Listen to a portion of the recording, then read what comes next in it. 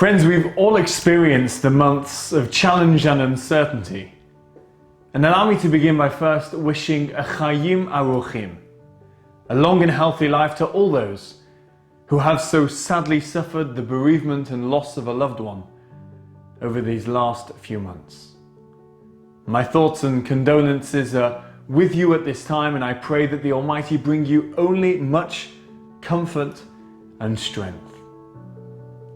I also send my wishes of good health to all those that have sadly been unwell during this pandemic, and I pray that you continue on the path toward a speedy and full recovery. Friends, life without shul has been strange and difficult. I never thought I would live in a moment in time where traditional synagogue services, synagogue life, would have to be placed on hold, and our beautiful building should have to close its doors to our beloved members and many friends. That the prayers of Baruch Hu, the reciting of the Torah portion, and Kaddish for loved ones not be heard, whilst public prayer became private prayer and found its temporary dwelling in a virtual sense at home and online. But how fortunate we are to be in an era where we have the technology to have maintained our togetherness and our closeness, albeit in a virtual sense. And the feeling of community should have never felt, and it still does, now stronger than ever. That our Friday night celebration of Shabbat should instead have the opportunity to now reach thousands of people each and every week.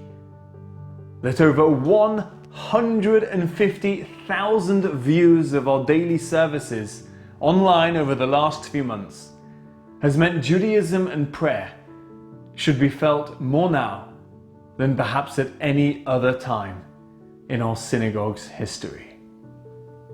You know, my dream has always been to share the love of Judaism and faith. My arena always, the shul and the classroom. I never thought that time would present the opportunity to instead bring it, or bring this, to the comfort of your home, the place that so much of Jewish life is marked and celebrated. And this has been the greatest honor and privilege, and I thank you for welcoming me into your homes. But friends, you know how much I love shul and how excited I am to return back to the UHC as soon as it's safe to do so. I therefore wanted, on behalf of myself and our most dedicated and devoted President Michael Lewin, to give you all an update on the UHC's plans for the next few weeks and the next few months ahead. I start by stating the absolute priority. The welfare and safety of all of our members is of the utmost importance, and the UHC will move at a pace and at a measure that is right for us and our synagogue, doing absolutely everything necessary to ensure the long-term confidence in our ability to return home to an environment that is sustainable and fitting for our house of worship. The Chief Rabbi himself said to me just recently that each shul and each community should take the steps that feel right at the time that feels most appropriate, and to build upon the incredible unity we have upheld over the last few months.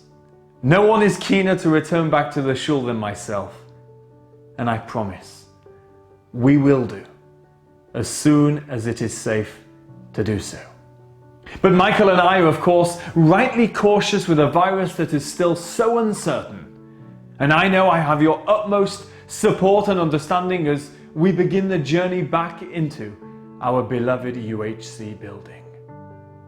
We've kept in close contact with the Office of the Chief Rabbi, government guidance, the United Synagogue and other provincial synagogues.